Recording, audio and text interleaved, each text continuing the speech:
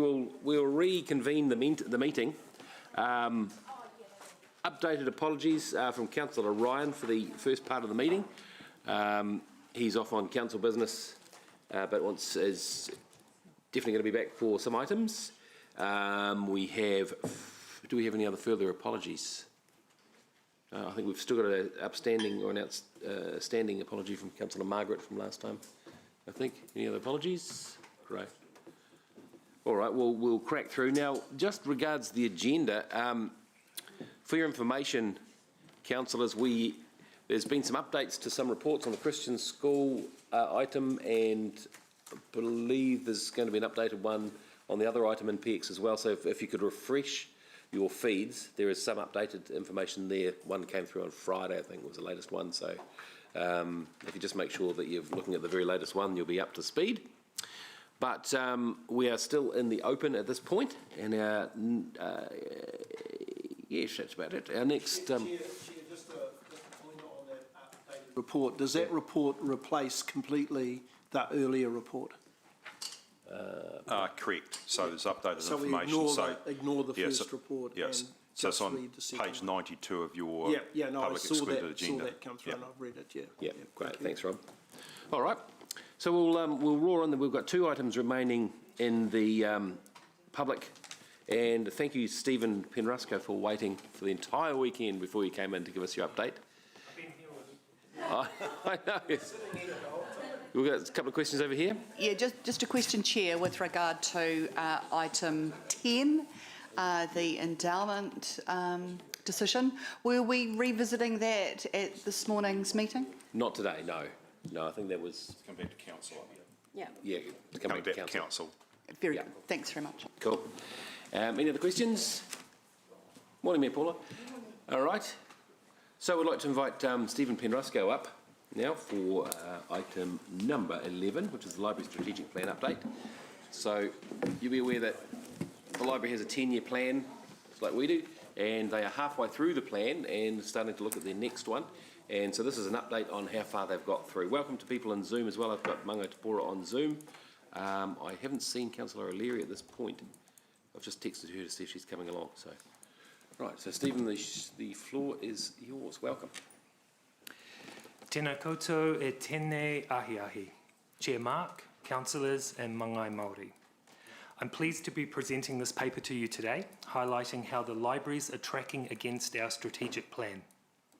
I would like to present the paper as read, but I would also like to run through some of the highlights for you ahead of taking any questions. Attachment 1 on page 47 outlines the status of actions identified in the plan. Significant achievements from this list include the installation of RFID technology and a new library management system, both of which have improved the efficiency of how the libraries operate.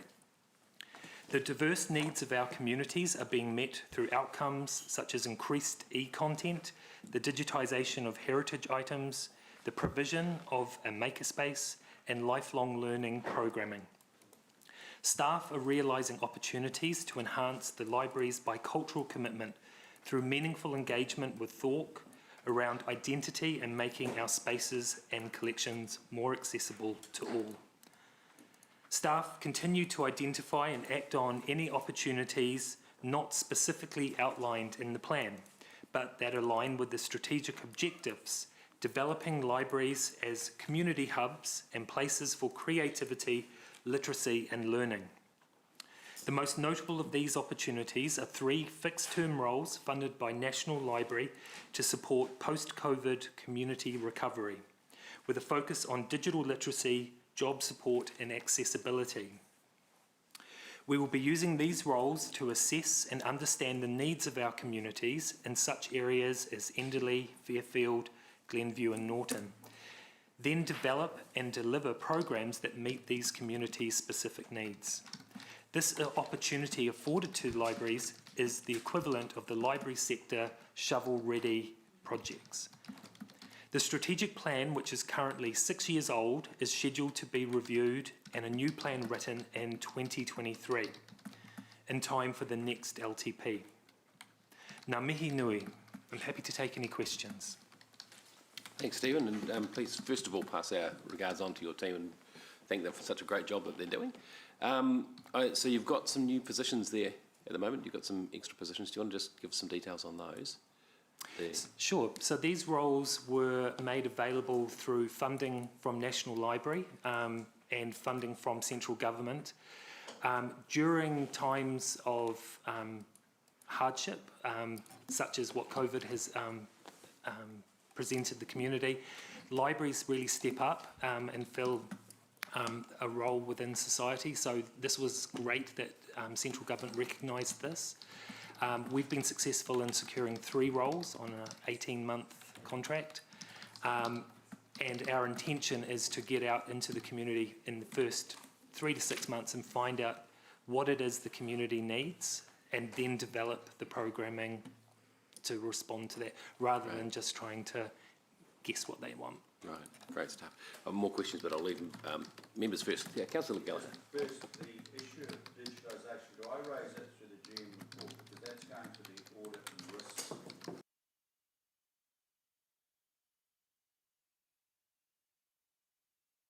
Topic. Yeah, probably. It's actually in there, so, and Stephen will be here for that too. Yeah. And Okay, fine. Yeah. Okay, Yeah. I'll come back to that. Great, thanks. I'll give notice that I'm looking at potential amendment, or if you want to absorb it, along the lines that there's a significant investigation in the provision of physical library services for the Norton Enderley community, and that should run concurrent to our work we're doing on Hillcrest. But you maybe give me some give Mark inspired wording, which I'm sure he's going to support. Just if I can, I'm just going to go to your number 27I, currently Hamilton, and you talk about your homebound services. Obviously, having a very close friend, 95-year-old, who relies on that service, a very highly intelligent, articulate individual, that this is a lifesaver, frankly. So I just think that's, that particular service is, particularly with our ageing population and people with disability and mobility issues, is crucial. You have raised with regard to, I think, in regard to the item 2, and while you've talked about the digitisation, includes working with the Te Papanui Trust to develop a digital offering at the Enderley Community Centre. If I'm walking into that centre, what would that look like? Or what would that look like if I lived there?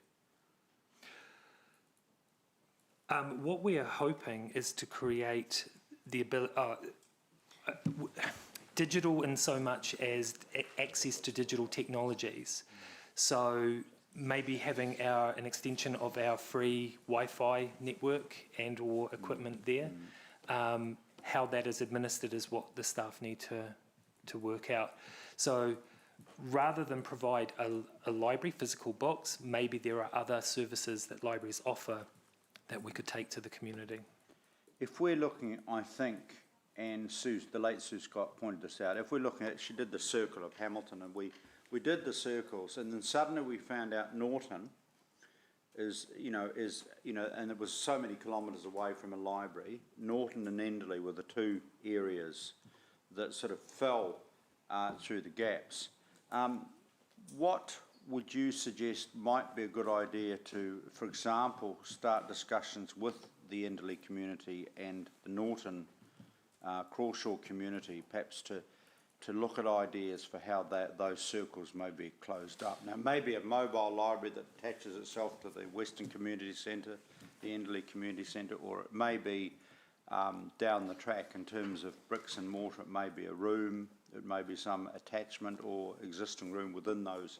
I'm just trying to get your ideas of how we might move that, because the context of my question, while I fully support, and Dave and I were passionate on this, a Hillcrest library, shared services, Tamaheri, Hillcrest, that's quite logical actually, but these seem to be the 2 gaps. Yes, so we have 6 libraries, with a 7th library in Rototuna coming online end of 2022. Our network is quite spaced out when you compare it to somewhere, say, like Wellington, that has a lot more libraries, but they're peppered around. Enderley technically is serviced by Central Library, and I understand that that is, there's a bit of a disjunct. It is believed to be within sort of 20 minutes accessibility.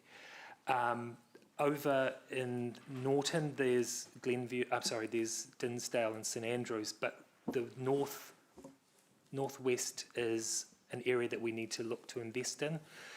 Through the LTP, we have identified much further out the need for a library positioned on the edges of Rotokauri and Norton. We would probably bias it towards Norton so that that whole 20-minute commute model works.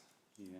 A slight deficiency of the LTP, because I was going to mention it somewhere, it was about the wording, but it was just outside in fairness, it was outside the document. That was the day I was discussing whether you talk about the demolition of the Heritage Founders.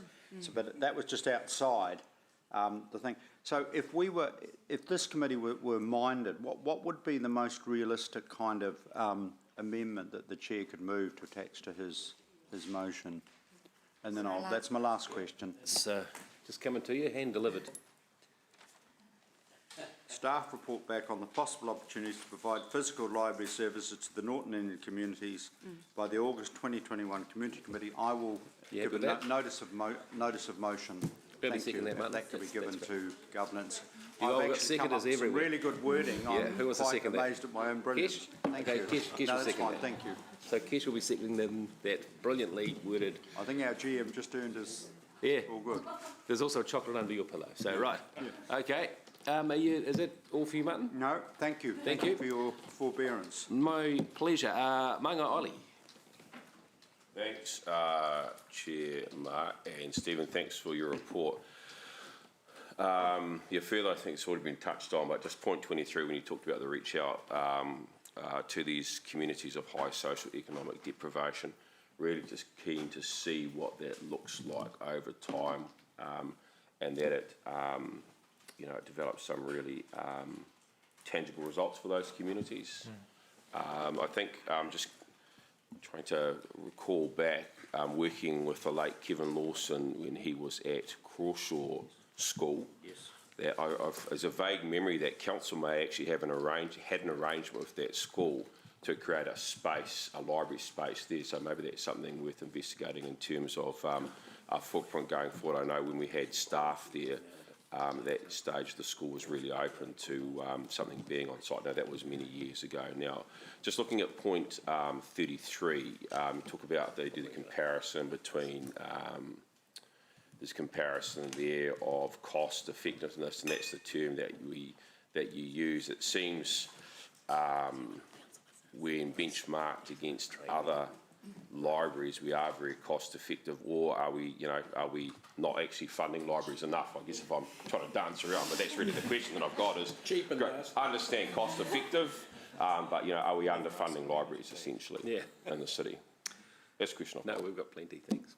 I think we are using our money really sensibly. We are buying the right collections, and our collections librarians are very good at choosing what we purchase. The national average being 621 there, we're not too far off that. That is just for physical items. We are moving more into e-space and other services. So potentially if there was more funding, that could be looking to grow our services to the community.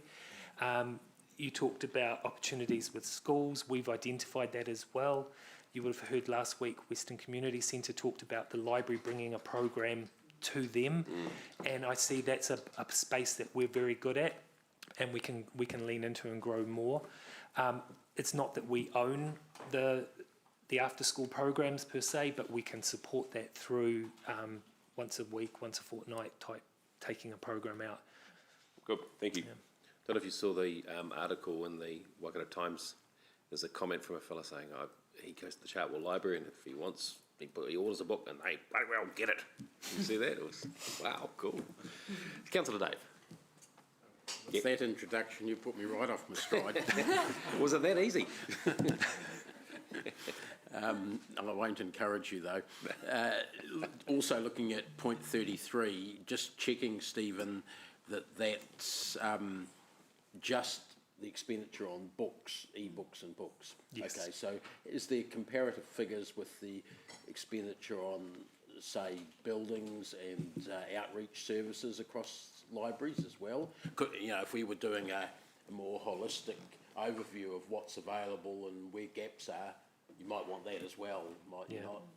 As I mentioned, each library network, so Auckland Libraries, which is over 50 individual branches, Christchurch, I think they've got high 30 branches, you're starting to not compare apples for apples. This data was pulled from Public Libraries New Zealand, who do a national benchmark for this purpose exactly, to know how you're measuring up with other libraries. I would have to look and see if that data is collected, but I'm not 100% sure it is. Yeah, I'm just wondering how useful this is, because the questions that have been asked have related to the amount of services that are available rather than the amount of necessarily of hard buildings. Yeah. And I'd like to know, for instance, are we spending too much on buildings and too little on outreach services compared with others? I don't have no idea the answer to that, which is unusual. Normally, when you ask a question around here, you already know the answer. You just want confirmation, but I don't. Good Lord. I don't know how we're tracking. We'll have a look into that, and then we can bring it back in one of the GM's reports. But I think it's a good question about, you know, a wider range of benchmarking and how we're going. And but, you know, Christchurch, you know, obviously spent a lot of money on books, but you know, they've built Tūranga for 68 million or something. So 92. so there'll be some comparisons, and we'll try and give that a lens which gives you know, the apples with apples lens. Yeah, and Auckland mightn't be a good comparison, but cities of similar size like Christchurch might be. And when you think of our size, it's not just the 180,000 that live here, it's the Tamaheris and whatnot that come in Waikato district that are able to and do use the library as well, so we have to take into account. So the other question was, when you are looking at the physical spaces we've got, Stephen, you were mentioning the 20-minute access point. We've got a great 20-minute city, so pretty much the whole city is within 20 minutes, depending on traffic conditions of the central library. And I was flabbergasted to hear you say that Enderley was counted as being serviced by the Central City Library. So in Hamilton, one of the things you learn as a little kid when you're living here is that there are sort of no-go dividing lines, and particularly the river and the railway lines. And, you know, if, for instance, St Andrews is not an area that northern people go to, even though they might be able to throw a stone over the railway lines, they would go into town before going to the library across in St Andrews, perhaps. So I'm wondering whether a more nuanced sort of analysis of what catchments they serve could be added in as well, looking at where the shopping centres and schools that people go to, more so than how the crow flies. Yep. Thanks. Thanks, Dave. Councillor Rob. Thanks, Chair. Look, I've got a couple of questions. One is on, you mentioned, Stephen, about the value of the money coming from the National Library funding.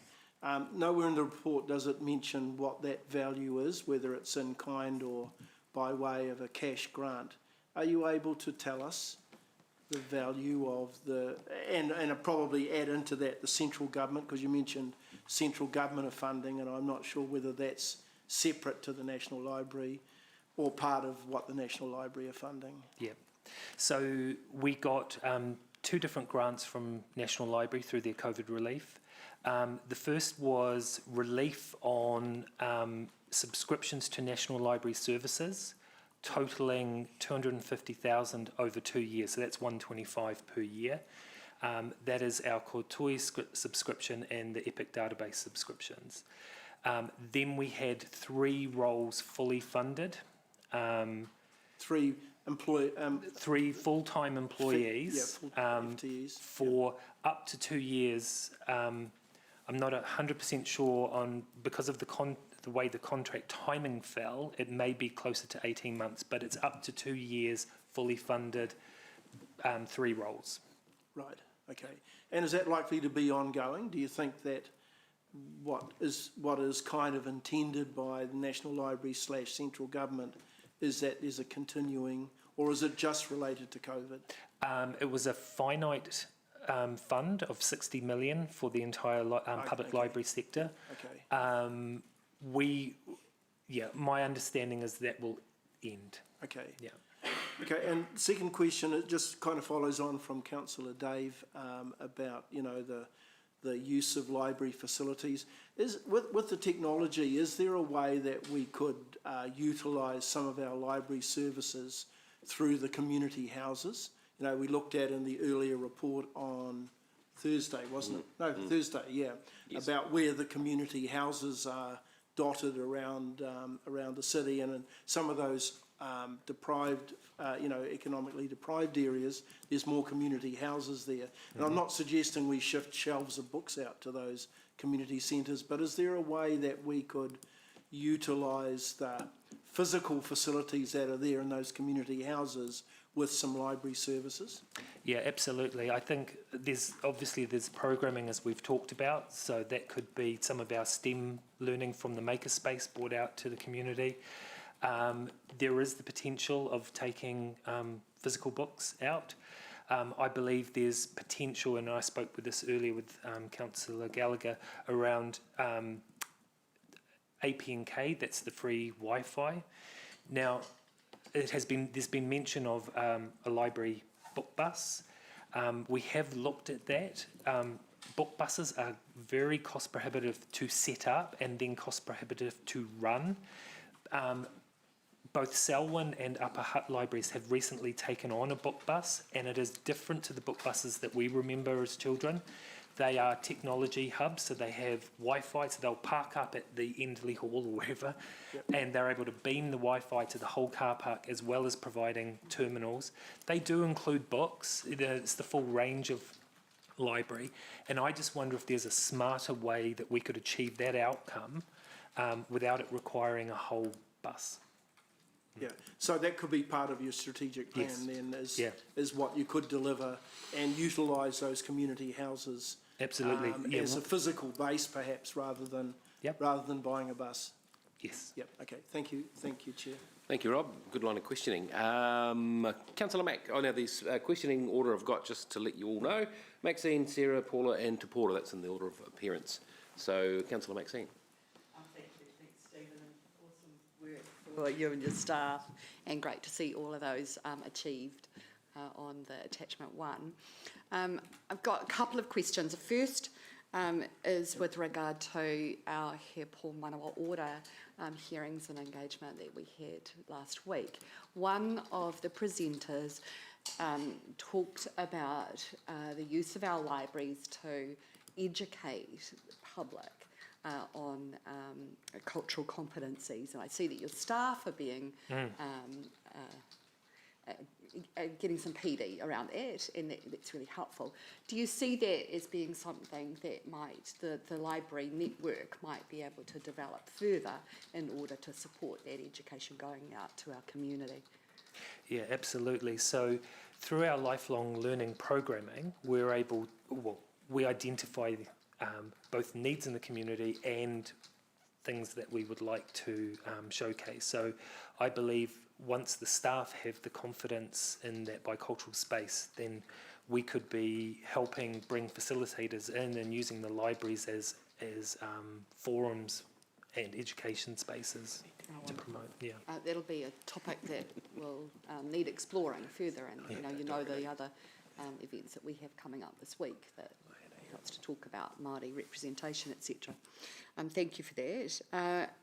Secondly, back to the access in our lower deprivation areas, physical space is one aspect of it, but it strikes me that there's a couple of others as well, and probably many more than I can list here. But operating hours is another difficulty for parents who are working, who want to be able to bring their children in after work hours.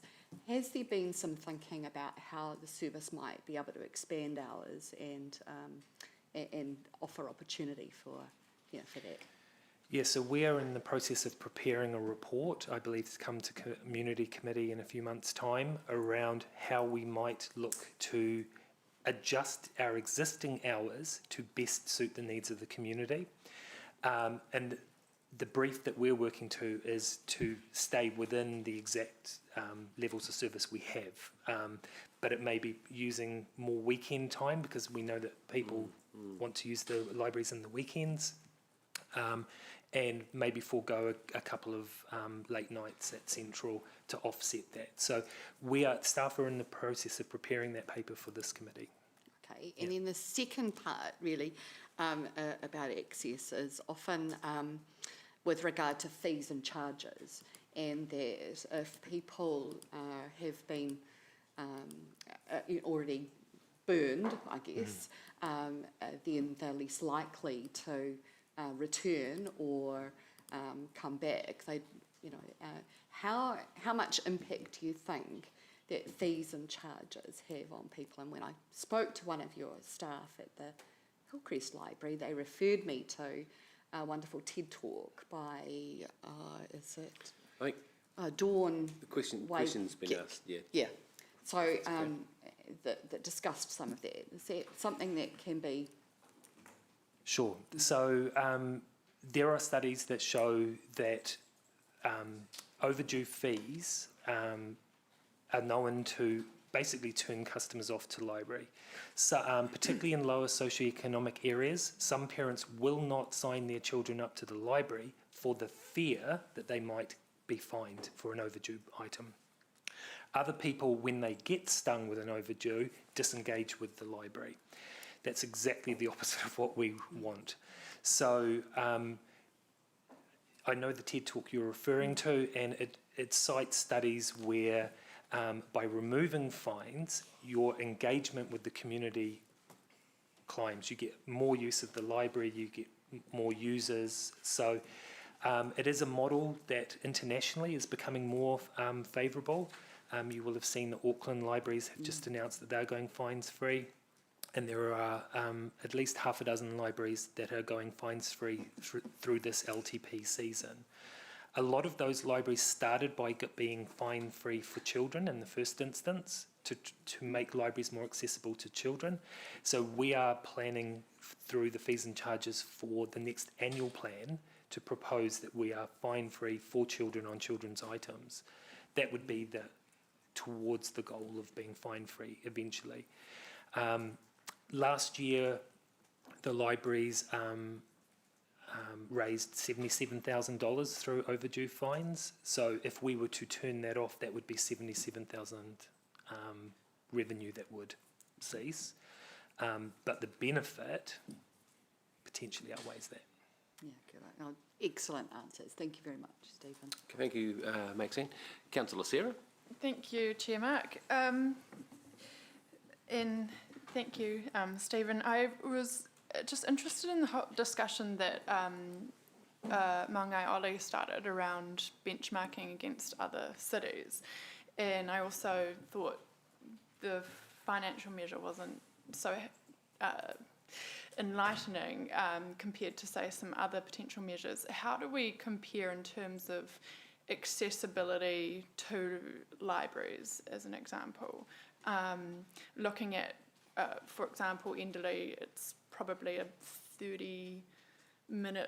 35 to 40-minute walk, actually, to Central Library, just as an example. So how do we compare? Yeah, I don't have that information to hand, but my understanding is what we are going to gather and bring back is a study around how our libraries service the city and what some of those journey times look like. Okay. Yeah. Thank you. Another question is around the value of because we're talking about, I've got a couple of questions just around the idea of, say, providing digital options and Wi-Fi at community centres. The first one is, what about access to devices? Because you could have free Wi-Fi operating all the time, for example, at the community centre within a certain radius, but if they don't have devices, it's not useful. So how do we overcome that barrier? So obviously we have the devices at our branches, but your point is how do you get them into the community halls?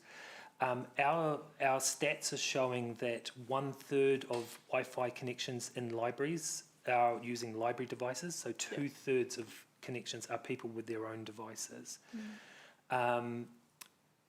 We would have to do an analysis of what a fixed station could look like, which is free internet using that system, and I guess that's part of our understanding of the needs of the community and how we can fulfil that. Okay, so that work's being done currently. So it might even look at how it would be worthwhile us providing computer stations within the and tablets and fixed devices within the community centres, because that's an effective way. Probably going a wee bit wide there at the moment, Sarah, but you're making some good points. Yep. Yeah, we can bring that back, yeah. That's all. Okay, thanks, Sarah. Sorry, one last thing, the fees Sure. and charges. So we now too late for the LTP to have that discussion in time for that.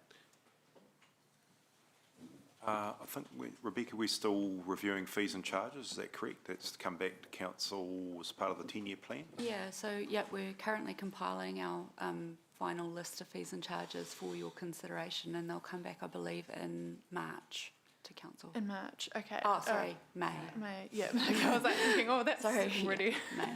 You go for it, yeah. So will that include the option to actually look at the children's books fines-free system for the LTP, or is that? Correct, Okay, thank you. Good stuff, right. Mayor Paula, you've dropped off the board. Has your question been answered? Great, thank you. Māngai Te Pora on Zoom. Thank you, Chair. I just want to pick up really quickly on the fines. I think it's something to hear that penalties become revenue of 77k. We get concerned about where that might go if we don't do that. Anyway, the question around that is, in the analysis that is being done to come back in May, would there be information about some social statistics around the fines? For example, those living in Enderley are most likely to be fined.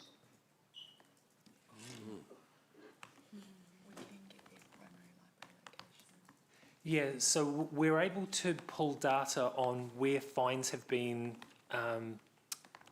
generated from, so where that person resides within the city. That may give you a partial picture. We will definitely have commentary around some of the disengagement studies, but I'm just understanding the question. You're wanting specific parts of Hamilton demographic on fines? I think in light of all the discussion that we're having this morning, particularly around the at-risk communities, that it would be good to understand if those communities make up an amount of the fines. And the reason that I think that that's important is that it'll say we need to do some work around book returns and things like that, but I think the deeper one is the sorts of resources that we put into the communities and the education and learning and having a look for different ways of engagement rather than just books. I think it'll tell us a lot more on a education social scale, hence the reason for the question. Okay, all right, thank you, Te Pora. Is that the lot? So I've got a few more questions here, if that's okay. Yeah, cool, keep them tight if you could please, Te Pora. Yeah.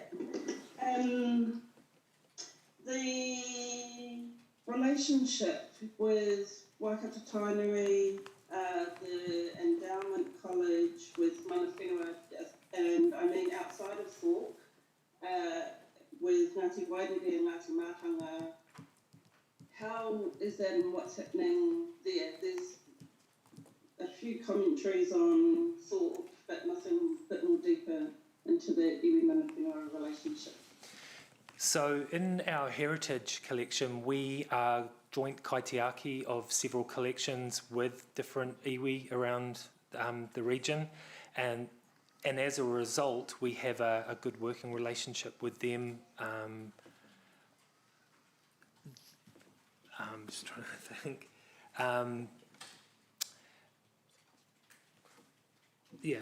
So we have an ongoing relationship and a good relationship, I would like to think. Through our bicultural commitment, we're trying to lean into that space and be inviting and know the right tikanga to engage with Māori in a safe way. Does that answer?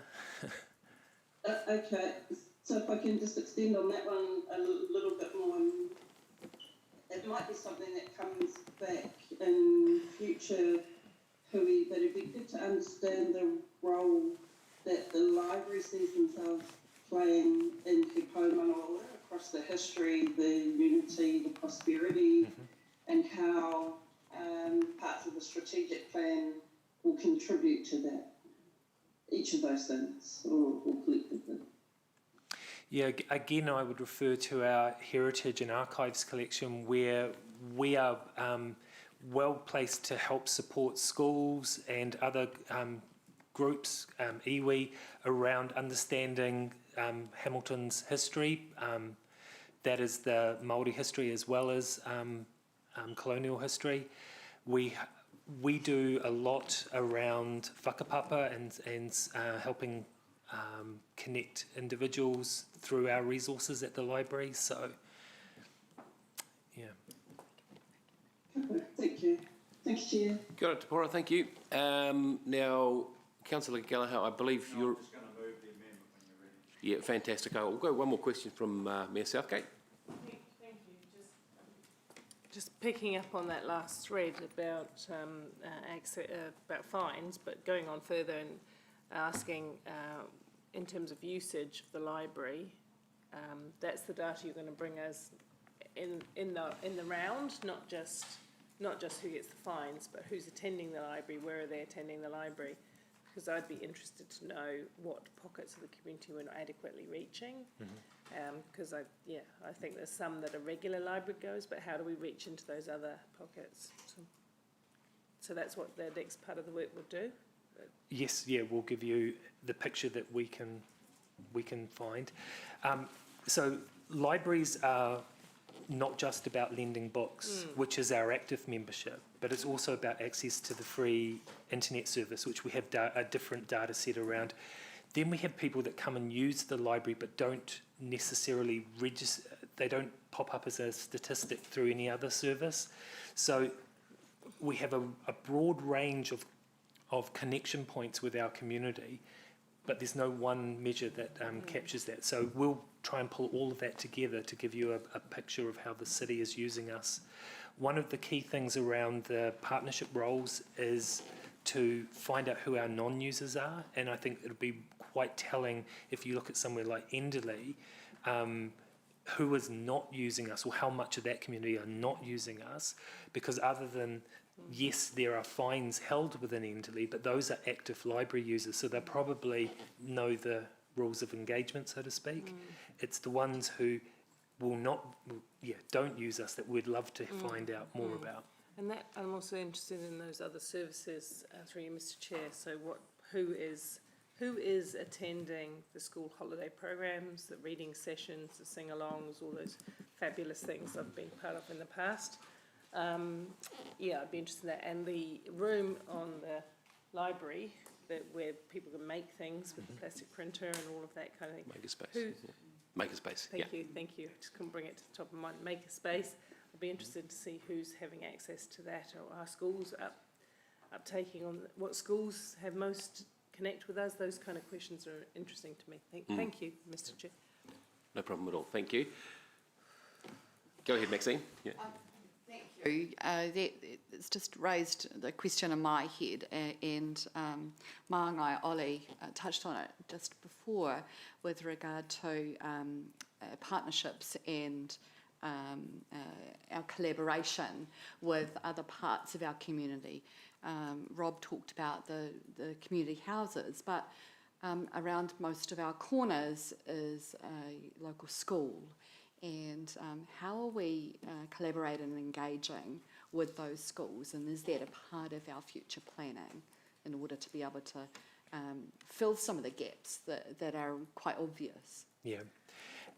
The team who run Awaha, which is the makerspace at Central, are actually developing programming that will support syllabus around digital literacy, and are proactively going to go out now and engage with schools around taking the activities to the schools, or if the schools can come into us. We don't mind which way that transaction is. It's probably easy that we go to them. So Makerspace is just over a year old, and in the first year we were very much finding our feet and seeing how the community would use us. But we've been investing in the last 6 months in developing programming so that we're ready to take that out to the community. And more widely, the library service, would the 3 roles that you have funded also be able to explore opportunities for connection to schools, local? Yes, what we're hoping is that these roles will be connection agents. So if a school has a need and we've got a service, making sure the right people are talking to each other. Like some of the programming that we take out to Western Community Centre, they may identify a need, and our innovation team could be taking programming out to another part of the city that we were unaware, needed that introduction kind of thing. So, yeah, those roles will be connecting all of our existing services where we can to the needs in the community. Cool. This is really interesting stuff, and Stephen is very, very good at taking us aside downstairs if we've got any more sort of questions. Is that the model that the Rototuna Library will be using as a hub facility? Particularly with the makerspace, we're already talking to the schools about how our makerspace will support what the schools are doing in Rototuna. The community bookable meeting rooms afford a wide range of community to book and use the space in multiple different ways. So that's the kind of hub model that we'll be pushing there. Yeah. Great, thank you. Thanks, Chair. Yeah. Cool, brilliant. And last question before the motion's going to be moved by Councillor Gallagher. Just a quick question around talking about digital literacy. When we're looking at our potentially new parking meters, or the absence of them, and moving onto a digital platform, do you see the libraries playing a role in that education aspect, especially with older people, people who need that? Yeah, probably on several fronts. So one, whenever there's a council initiative, the libraries are a great community space for discussing what the new thing is, and we help citizens, work out what's being asked of them. Or the other thing is our staff provide a low level of computer support and help. A lot of people don't have a computer at home, so the library is their portal to the internet. So we can support that, and we can help people who are wanting to learn how to use that system. So do we have a relationship with Age Concern or with the other senior citizens? So libraries and community development team work closely together, and so they've got a lot of hooks into the community like that. Yeah. Thanks, Stephen. All right, plenty of interest. Thank you, and thank you, Stephen. Stop being so interesting, please. Next time, Councillor Gallagher, you'd like to move the motion, which I think we'll put up on the board. Yes, I do, and if we can just put that up on the board, please, that would be good. Nourishing news.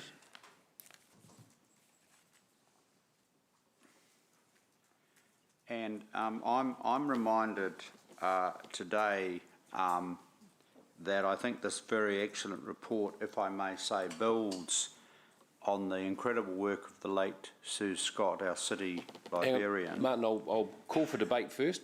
Sorry? We have a seconder there. There's the motion. It's up for debate. Right. Okay. Sorry, Martin. So I've just said that this very excellent report, I think, builds on the incredible leadership and previous work of our late city librarian, the Sue Scott, and obviously, if she was looking down, I think she would be extremely well pleased. And I've just gone on to the Times Lives of Note, and it sums her up. She had a strong sense of social good and understood the role of libraries in society as places that could make a real difference in someone's life, regardless of their personal circumstance.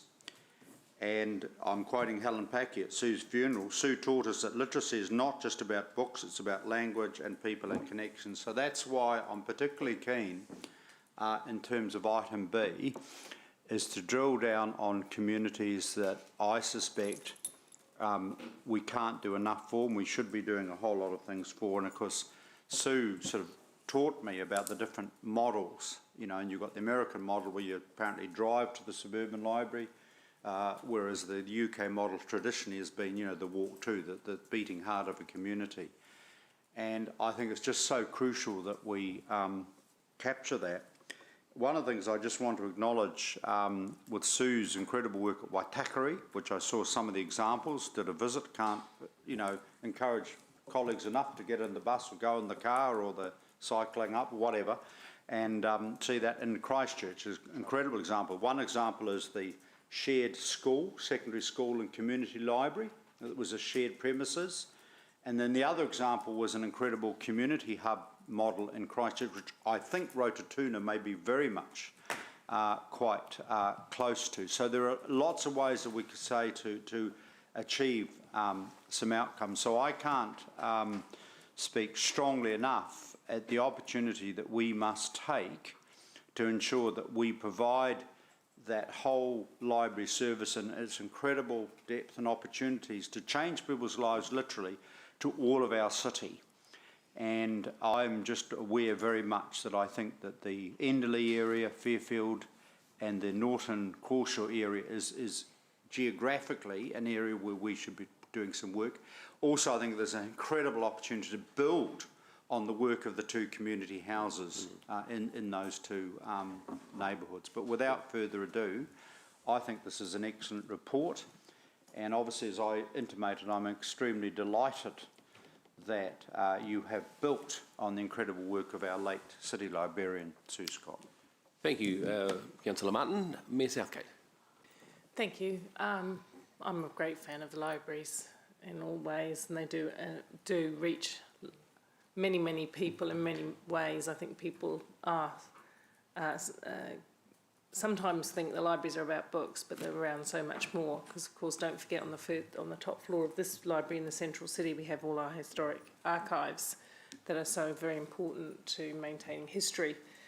And they're very well used by all accounts by Wintec students, university students, general public, all of the time. What I am interested in, though, which is why I'll probably support this with a caution, is I am interested in driving library services into the communities that at the present may use them less. But I would like to think that the data or the research into that came first, not to delay, but to inform.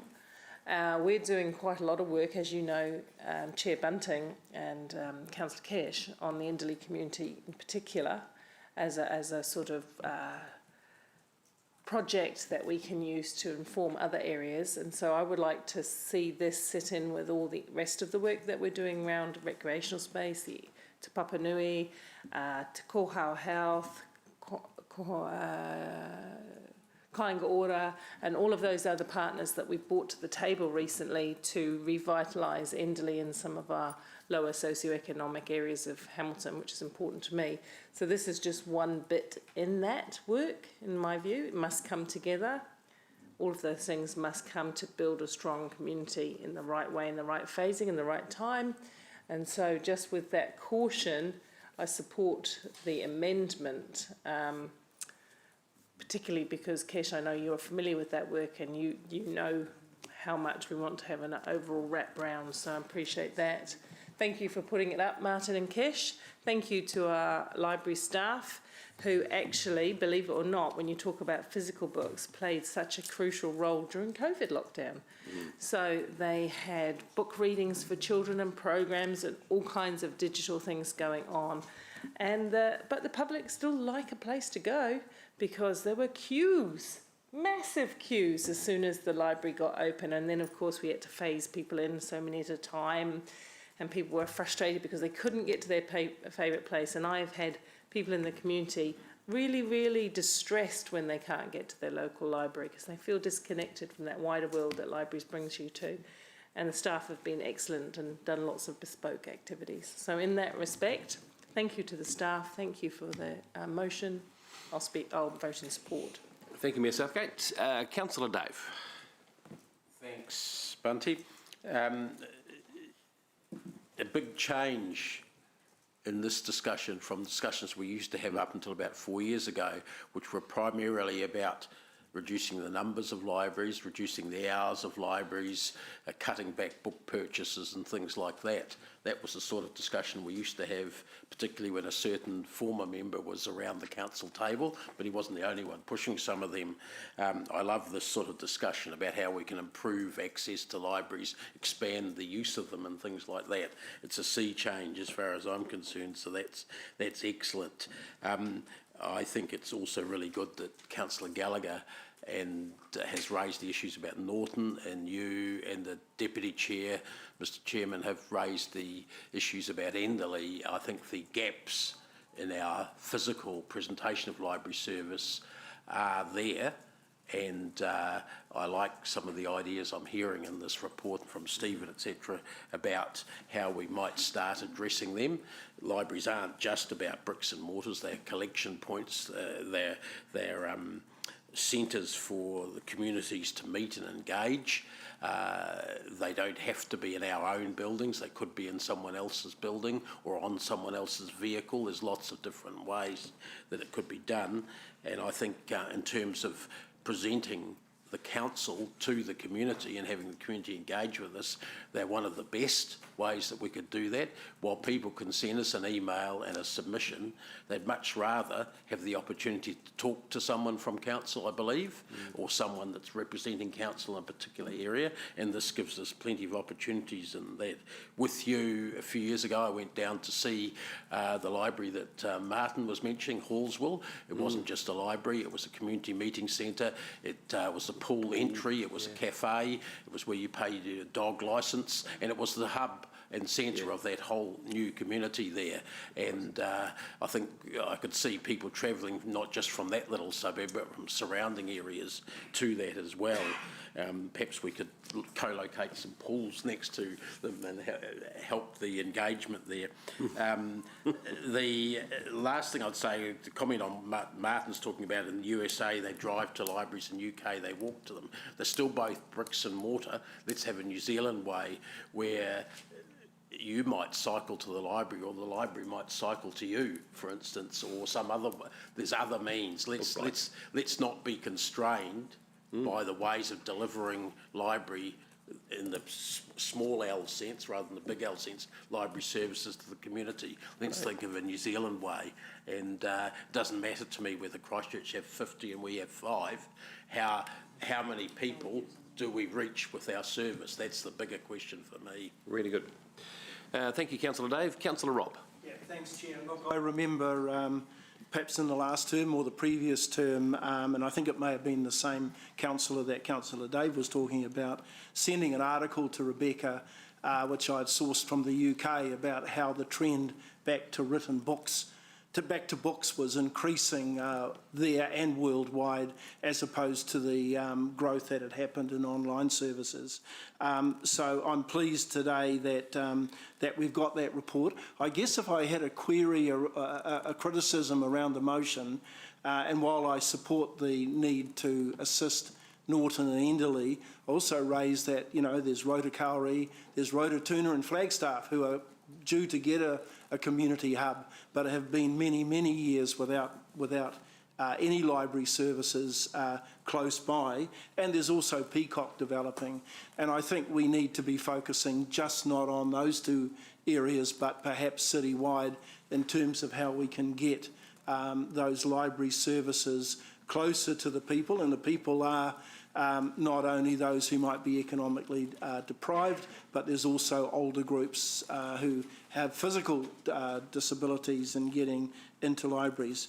A little bit concerned also about the enthusiasm around the removal of fines on overdue books. I've always believed that fines were intended not solely to generate income, but I know that this council did have a go some years ago to raise revenue by increasing the fines.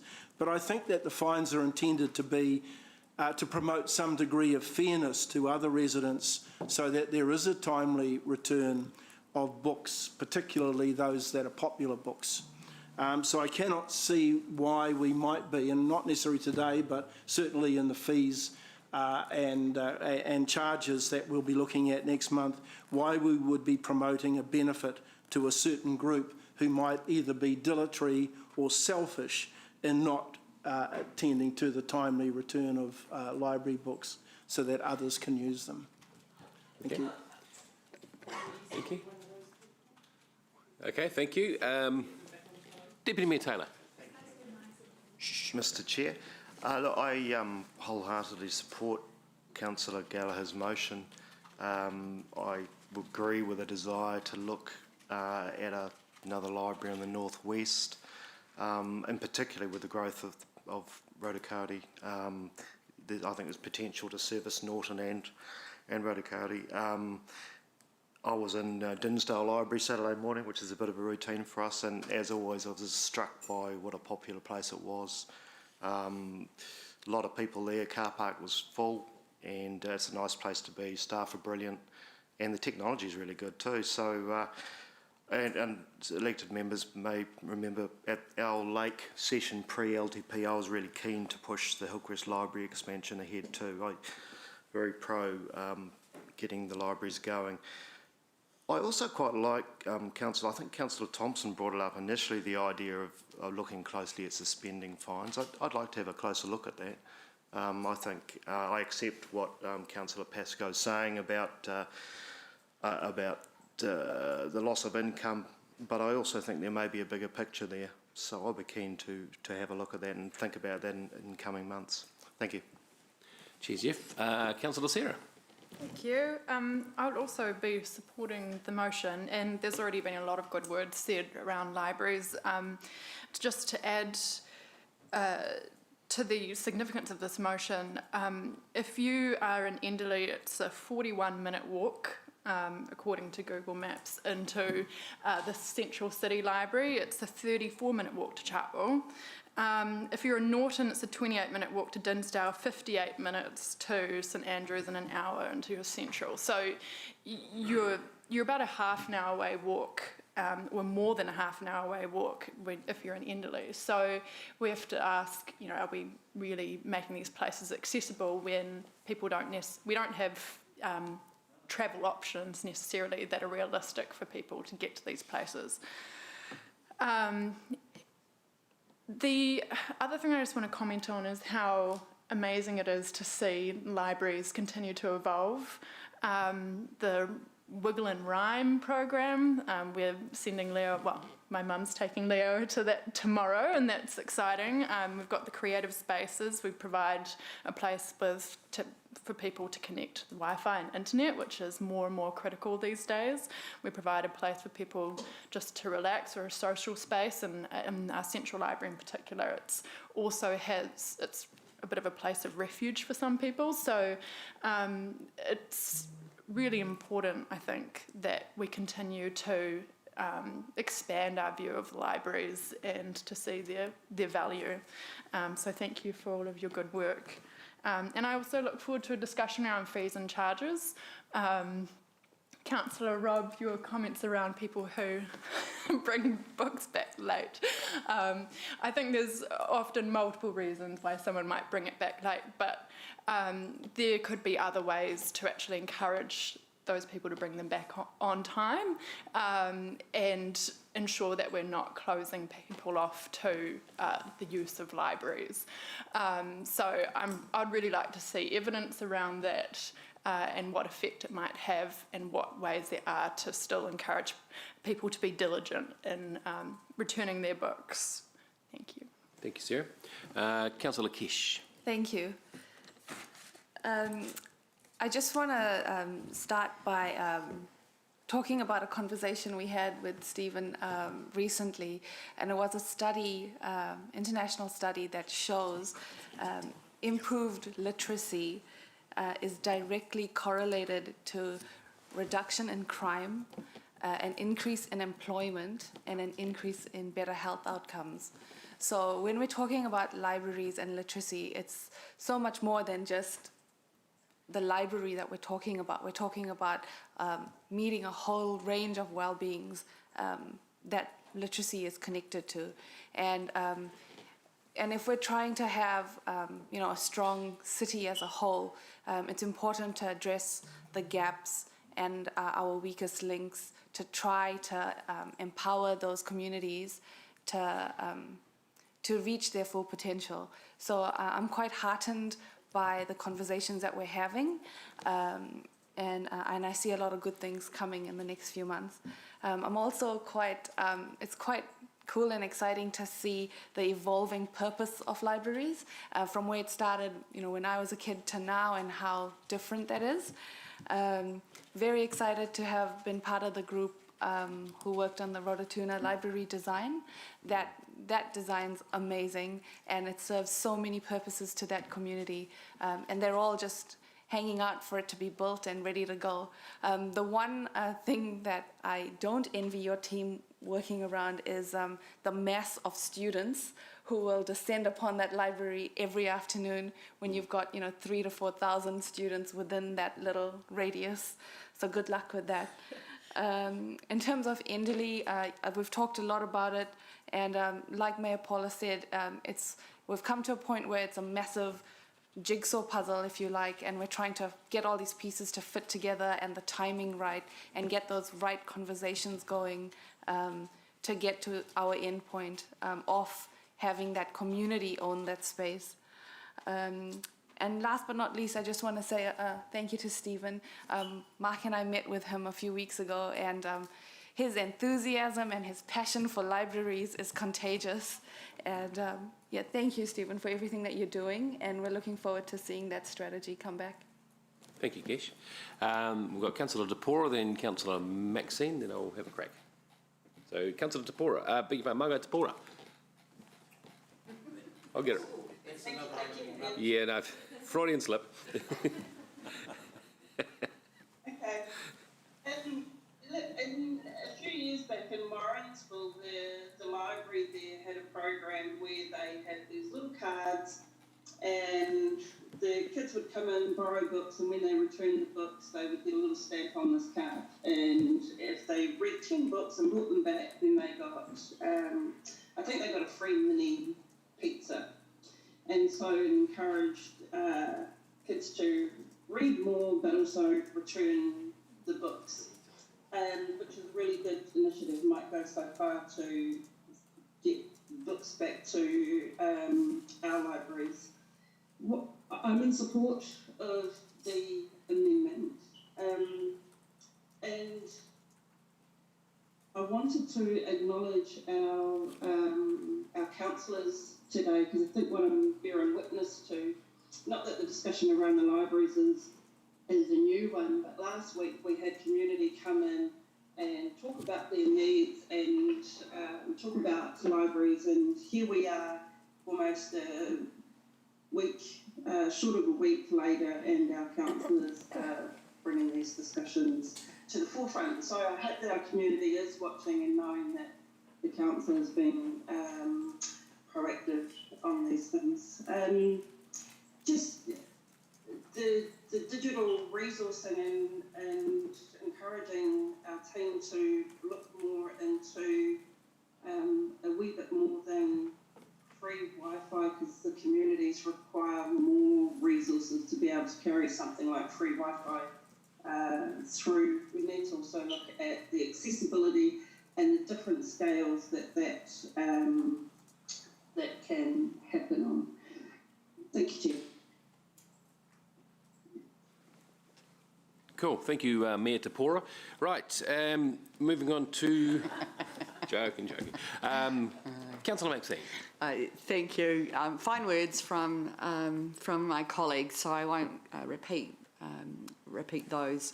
In the main, I support them. I also support the motion and acknowledge that there are gaps, and not just in those two specific places, but a wide variety of others as well.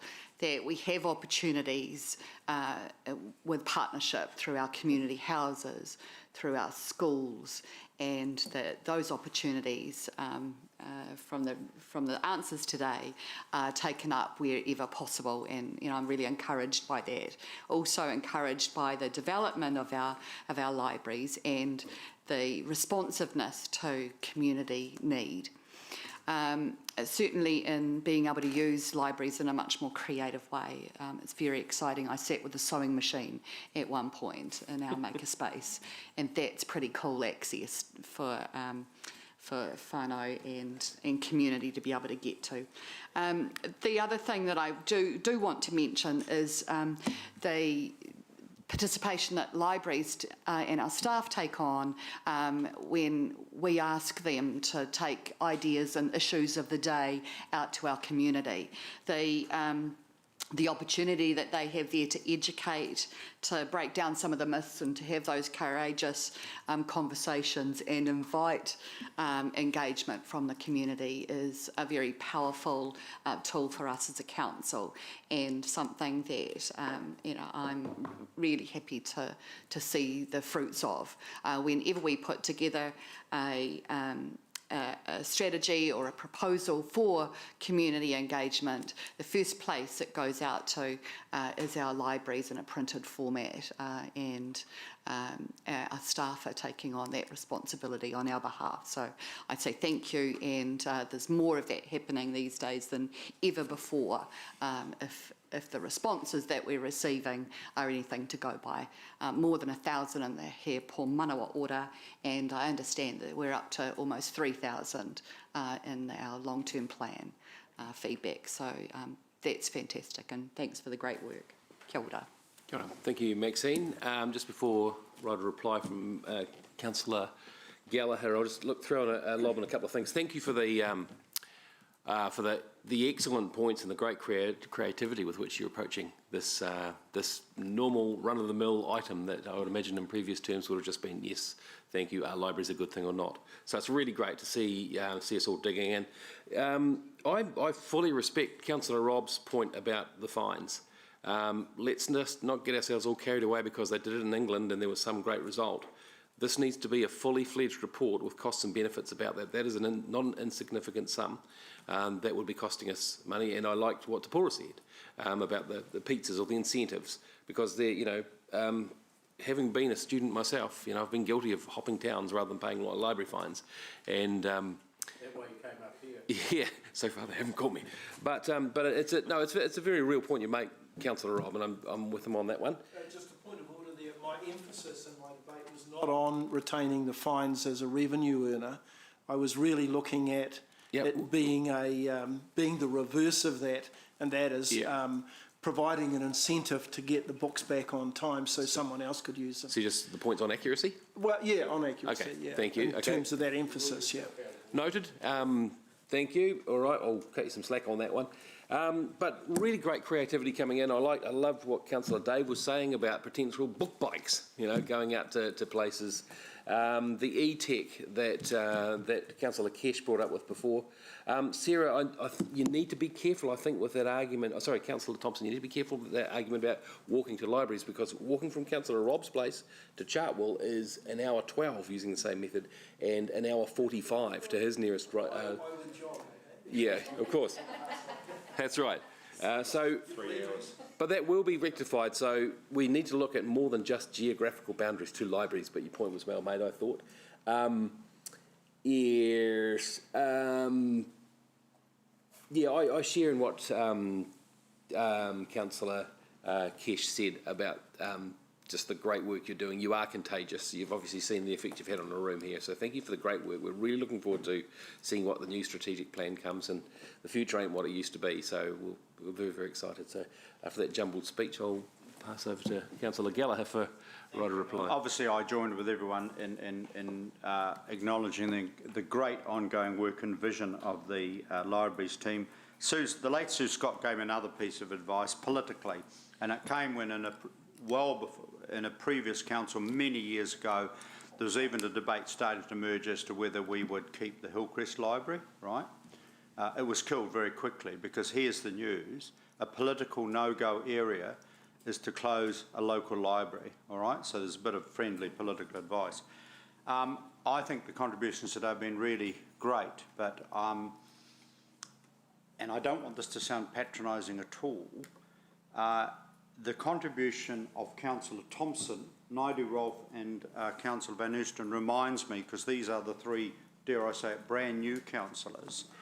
And in the conversations I've had with these three excellent councillors, all of them in different ways have reminded me about the community build, all right? And Paula's right, and Dave's absolutely right. It's not just about, the amendment is not just beginning and stopping at the Norton and Enderley communities. It's actually about the totality of the total rebuild of a community and the stuff we have to go in there.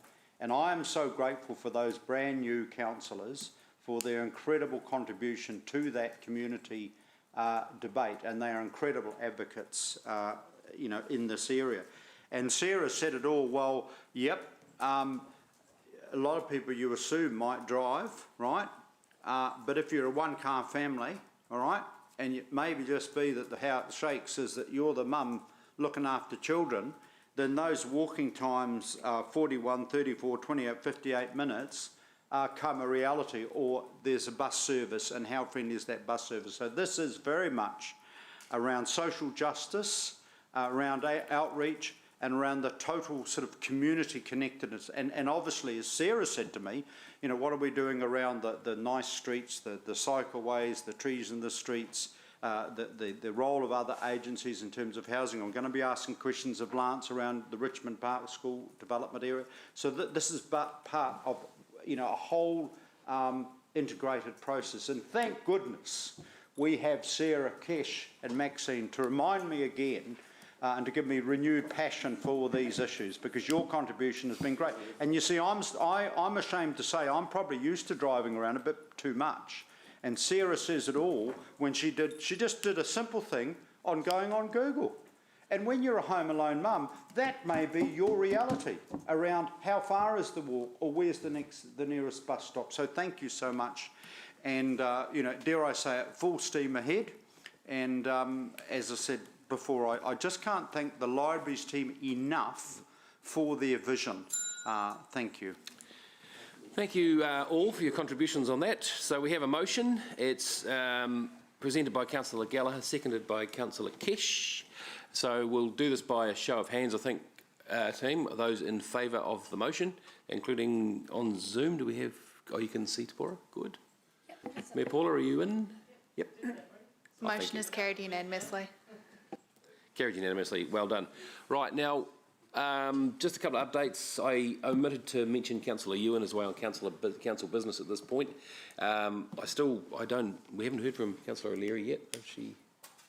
We'll chase that one up. I do not want this to take all day, this meeting, just to let you know. Having said that, we'll take a break now and we'll come back with the the GM's report. We'll come back at 5 to 11, thereabouts, 5 to 11. So if you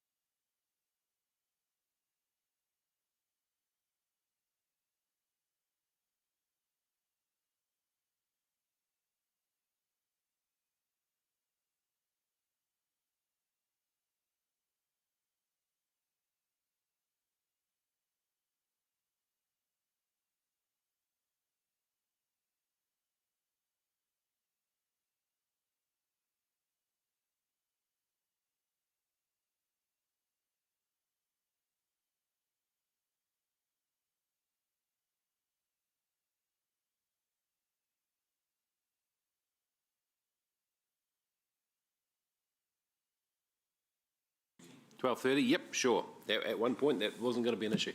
Yes. Yeah. And 2:30 for the 2:30, okay, we're not going to take any later than that. Oh, don't be unreasonable. All right. Yeah, I'll put you in for apologies in and out. That's all good. But okay, so let's. But on that, guys, let's try and keep our questions quite crisp. I know this is really interesting stuff, but the temptation is to tend to wander, and we've got some meaty issues we need to work on in the PX too. So we need to be pretty much all here and on the ball. So we're moving on to the general manager's report, page page 49 from Lance, item 12. So Lance, I'll let you get you to speak to that, and then take questions. And great, thanks, Chair Mark. Probably the first one, the library's digitisation. There was a question from Councillor Gallagher at a previous meeting just around assurance around looking after our all of our heritage collection and other archives and really our digital catalogue. And probably the key point is point 12 around how we prioritise, and we've appended the schedule of risk as well. And I think the question was around having an assurance that if we are getting in a situation where those high priority documents aren't getting digitised and need to, that we would actually report that back to Council around resourcing. You'll see in some of the earlier points in that part of the report, there was some money put in the annual plan back, the last 10-year plan, sorry, around digitisation, and that was actually removed for budgetary purposes in subsequent annual plan. We have had a residual $50,000 in the ongoing budget for that work and some of Stephen's staff time as well. Happy to answer any questions.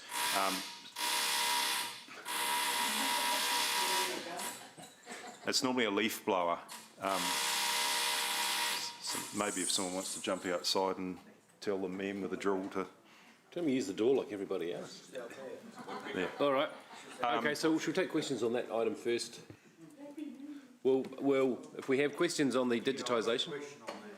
Yep, we'll invite Stephen up to the table. Sure, thank you. Sure. So we're just asking questions about the digitisation point at this point. Yeah, okay, and then I'll later on ask about Endley. Just on the, so that's good. We've actually got a risk register, and it's going off to the risk committee, which is excellent. Through the LTP process, obviously we're going to be we go through that hearing process. I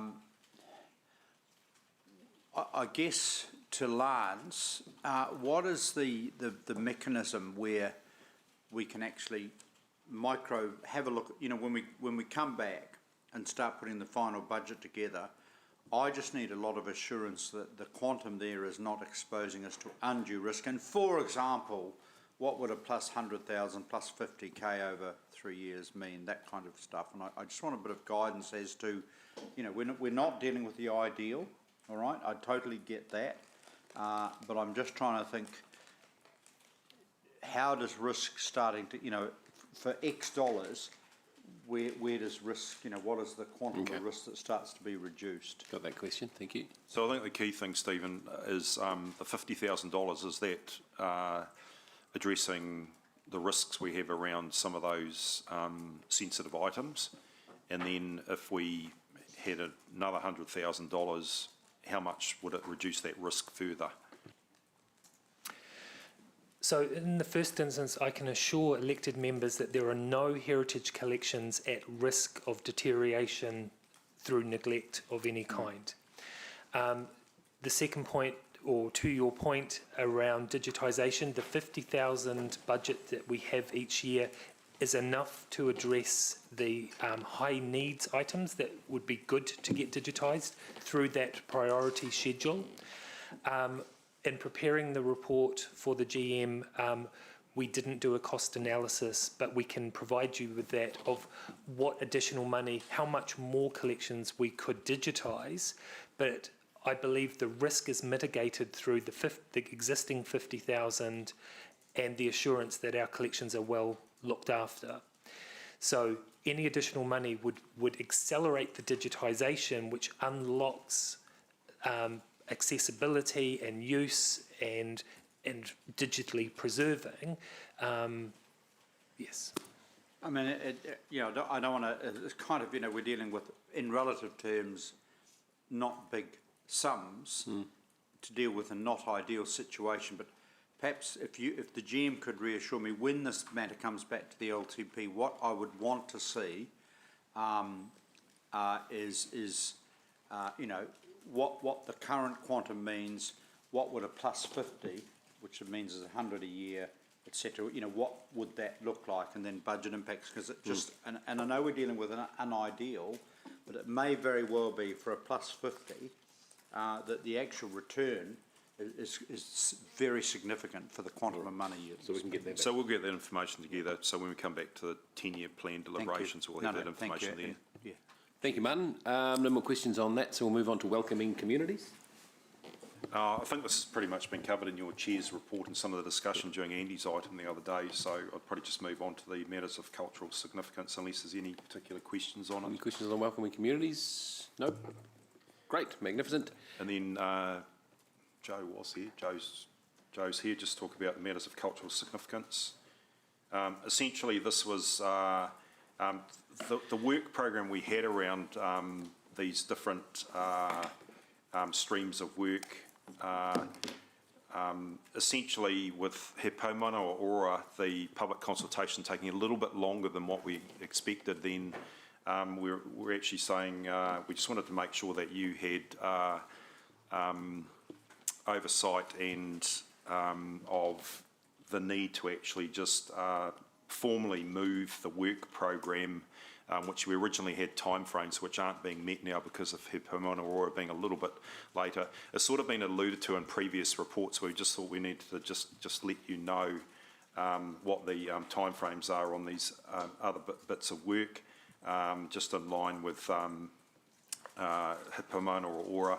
And Joe's actually just working through now, with the public art process, actually having a look at all the submissions, and then how can they actually then, the relevant pieces of information be inputted into those processes of looking at reviewing that policy.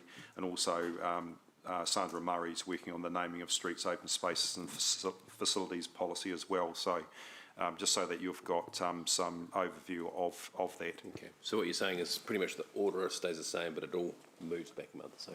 Correct. And these timeframes here are probably they're a little bit conservative.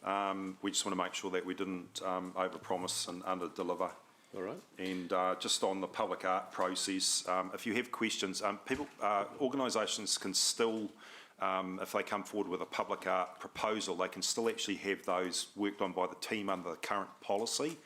So that's still in place. So it doesn't mean to say it's going to stop people being able to actually bring proposals forward in the meantime.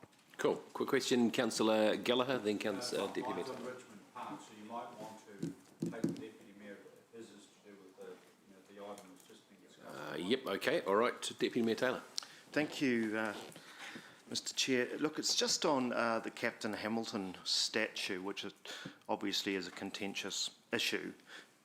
But just noting here that we're not going to have a discussion on that until March 2022, a year away, and which means the Gallaghers who gifted to the city have to wait another year. I guess my question is, how are they with that? And is it not getting to the stage where it's getting a bit insulting, given that it was a gift?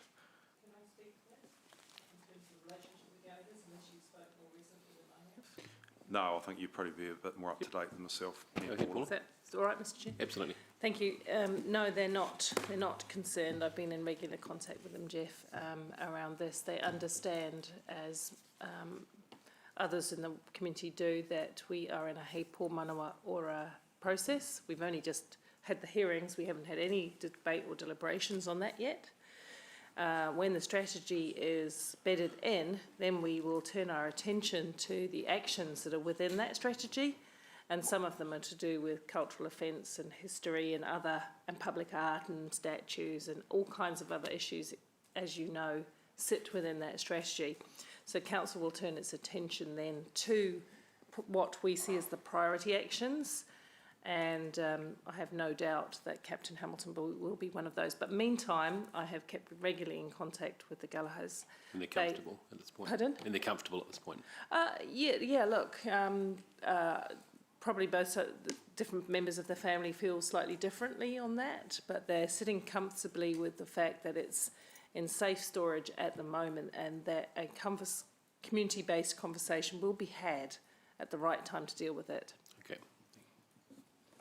Is that all right there, Jeff? Yeah. Is that, so if I apologise, sorry, it was March 2022, is that a relevant date or not? No, it's not relevant. No. It's a staff different date, but what I've been quite clear on is that to be genuine with our consultation on Hei Po Manawa Ora, we have to complete that consultation and listen and debate and deliberate, and then we do have the tricky issue of looking into that document and saying, well, we've adopted it, what do we implement now? What are our priorities? Because we can't do everything straight away, but and that I can assure all members that we will have a genuine conversation as elected members. We will talk with the stakeholders and we will talk with the wider community. Okay. Good. Thank you for that. Thanks for that information, Paula. Appreciate that. No more questions on that. Now, Martin, you had a question on Councillor Gallagher. Came out of your chair's report, so I gave you notice and Andy Mandering notice as well. I just would, and it is part of also out of your report, came the concept of that we were going to have an ongoing discussion around 3 or 4 key areas of the city where we perceive need. And we've been recently talking about Enderley, Norton, Crawshaw. I want to talk about Beta, Melville and the Richmond Park old school site. Just a question of what update do we have and what role are we playing to probably hopefully move that particular conversation along, given its significance of the development of that site. So my understanding of Maria, if she's here, yep, she might be able to help, that the Ministry of Education are looking at the, just working through the disposal process. Probably the good news is we have a briefing with MOE representatives on Wednesday at, I think it's at 10:30 or 11 o'clock, so I think you'll be able to ask some questions, get it from the horse's mouth exactly where that process is at the moment. Maria might be able to help a little bit more than I can. Yes, so in terms of council, we would receive a option, if you like, if we were interested in the land through the sale process. Waikato Tainui also will have an option if they are interested in the land. So we would be notified before that disposal is advertised on the open market. So at this point, I think what Martin's trying to find out is, has it been? No.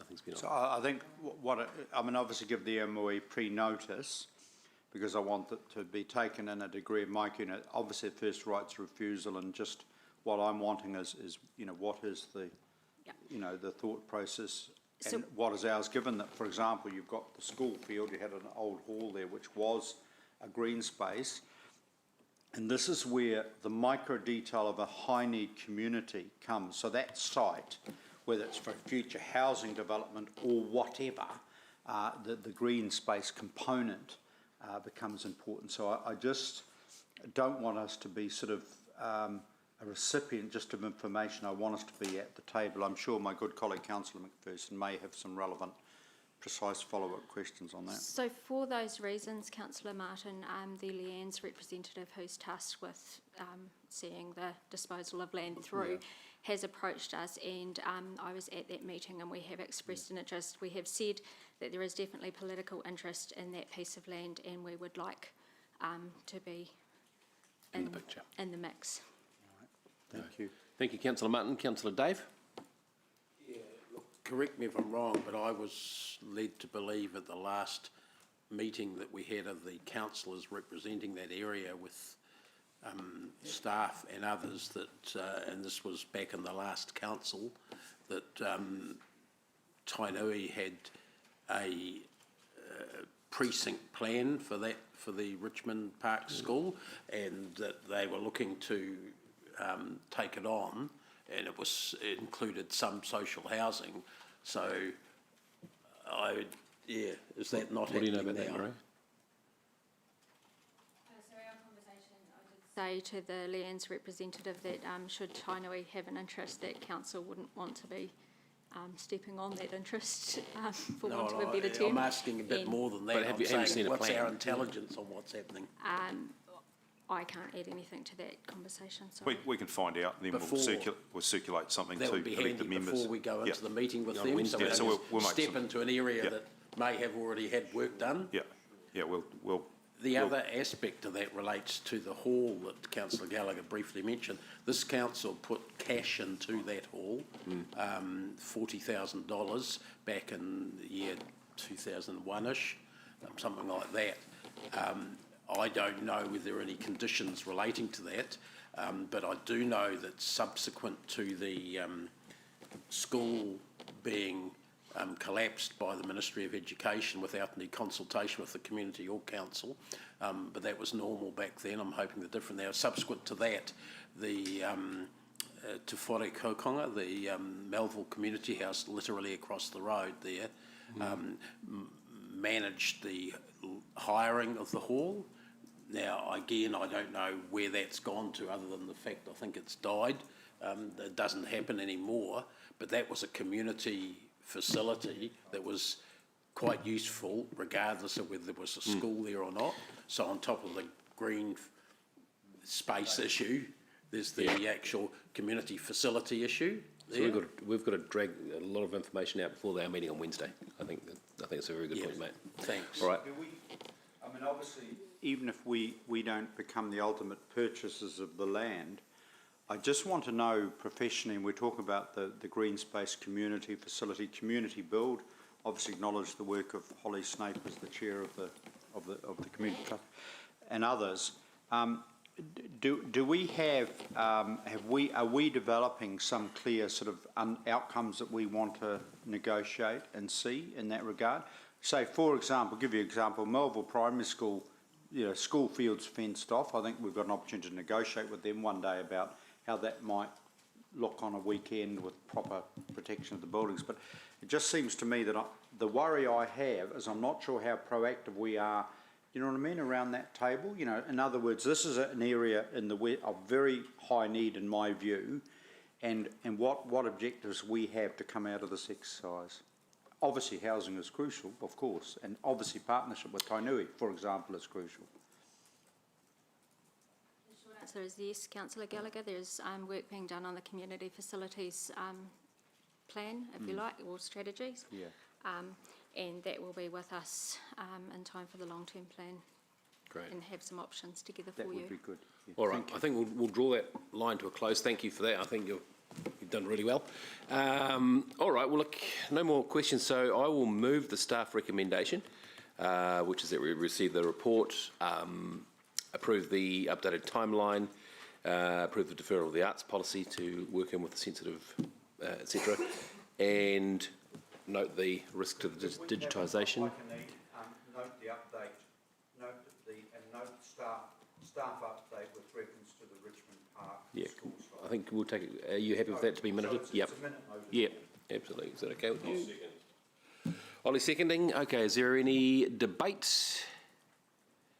Okay, no right of reply. Okay, in that case we'll go to a show of hands. Those in favour? Those against? The motion is carried unanimously. Well done. Thank you, team. Thank you, Lance. All right. I think what's left to do is to resolve that we exclude the public. So this is where we ask the public to leave so we can go to publicly excluded. That makes sense, doesn't it? So. Do we have to say Darren? That's fine, it's just minutes. Okay. Yeah, we'll just do a couple bits of flotsam and then we'll have you straight back in, Darren, if that's all right. So can I have a seconder for going into public excluded? Kesh, thank you. Those in favour, say aye. Aye. Any again? Carried unanimously.